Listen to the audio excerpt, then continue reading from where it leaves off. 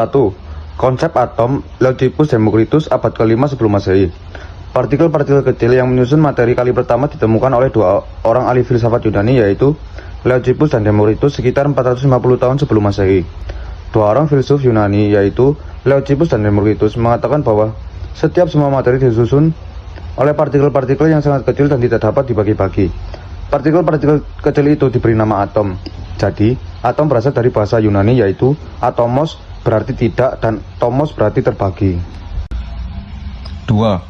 Konsep atom Aristoteles abad ke-4 sebelum Masehi. Masih dari Yunani, filsuf Aristoteles juga mengusulkan konsep atomnya sendiri. Berbeda dengan pendahulunya, Aristoteles beranggapan bahwa segala materi di alam ini tersusun atas 4 unsur dasar: api, tanah, air, udara, yang dapat dibagi lagi menjadi lebih kecil sampai tak terbatas. Sampai di sini, para filsuf tersebut hanya sebatas merenungkan gagasan mereka tentang atom, tanpa melakukan pembuktian empiris dengan eksperimen. Konsep atom Dalton. Konsep atom Yunani kuno bertahan selama ribuan tahun, hingga kemudian seorang ahli fisika dan kimia Inggris, John Dalton, mengusulkan hipotensinya tentang atom. Dalam papernya, ia menyatakan beberapa postulatnya, yaitu materi tersusun atas partikel yang sangat kecil, yaitu atom. Atom adalah bagian terkecil dari suatu unsur yang dapat terlibat dalam suatu reaksi kimia. Suatu unsur yang terdaftar dalam tabel periodik hanya tersusun atas satu jenis atom, di mana masanya merupakan ciri khas dari unsur tersebut dan nilainya sama untuk semua atom unsur tersebut. Suatu sampel makroskopik dari suatu unsur berisi atom dalam jumlah yang sangat banyak, yang seluruhnya memiliki sifat kimia yang identik. Atom suatu unsur memiliki sifat yang berbeda dengan atom unsur lain. Senyawa yang tersusun atas atom-atom dari 2 atau lebih unsur bergabung dengan rasio bilangan bulat. Dalam suatu senyawa, jumlah atom setiap unsur selalu berada pada rasio yang sama.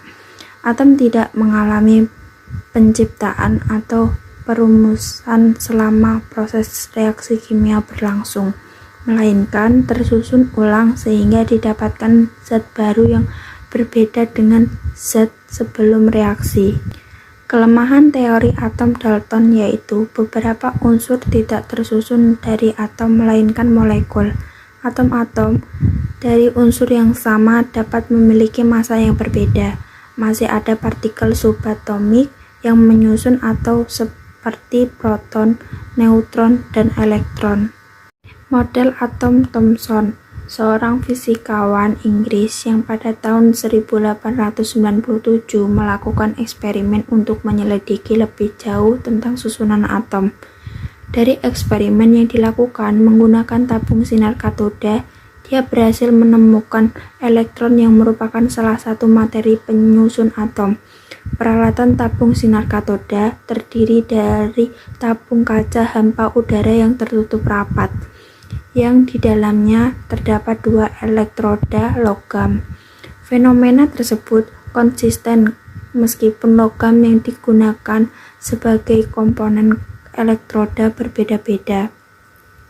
Pada eksperimen yang sama, sinar terbeloknya secara serentak oleh medan magnet. Kelemahan teori atom Thomson adalah tidak dapat menjelaskan susunan muatan positif dan negatif.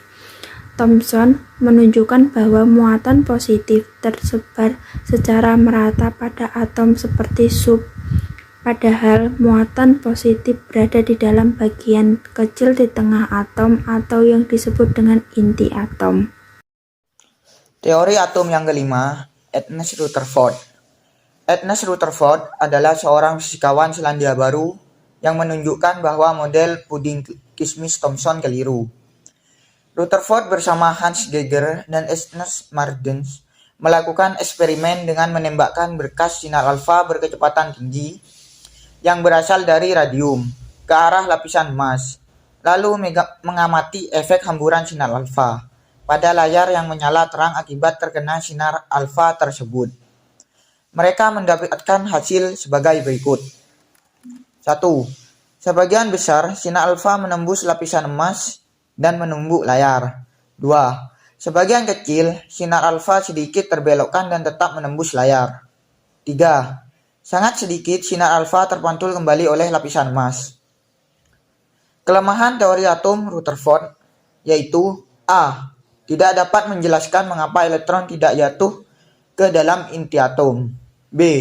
Elektron memancarkan energi ketika bergerak sehingga energi atom menjadi tidak stabil.